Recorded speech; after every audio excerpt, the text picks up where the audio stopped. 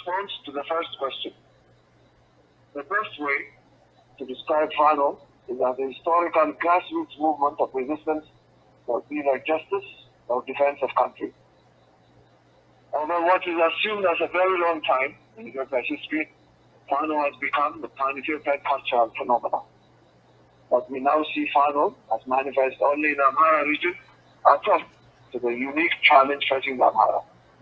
The challenge of genocide, I should point out, not to the ethnicity of FANO. The closest English word to FANO I can think of is partisan, in the sense of the French partisans in the Second World War. The typical FANO formation is a small group of 10 to 20 persons who know each other.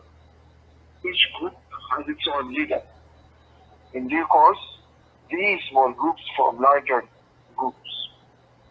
In this decentralized setting, there are many actors and decision makers, thus an ample space for excesses and errors.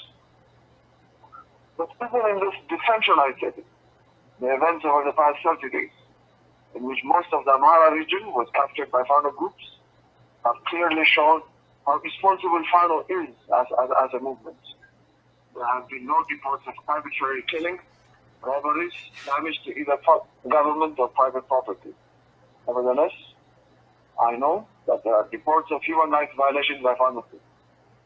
All of them should be thoroughly investigated by an independent body, and if some are found credible, those responsible held accountable. FANO is about justice and country, but extremism and human rights violations to those ends are intolerable. Having said this, it should also be clear that the vast majority of human rights violations is state-sponsored, and any investigation should encompass all sides. The government has much innocent blood on its hands. Response to the second question.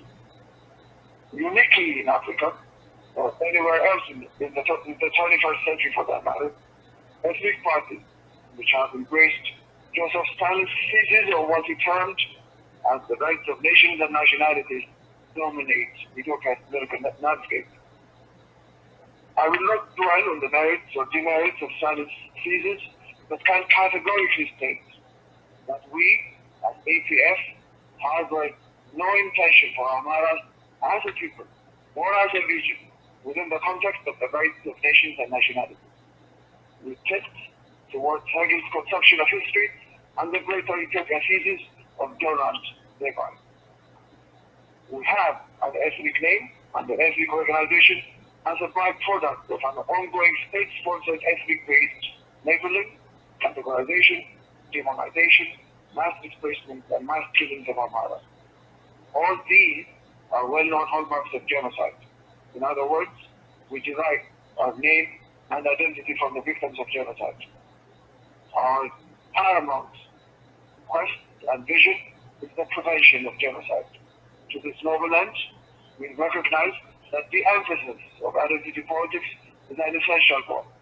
That is the goal we shall strive for.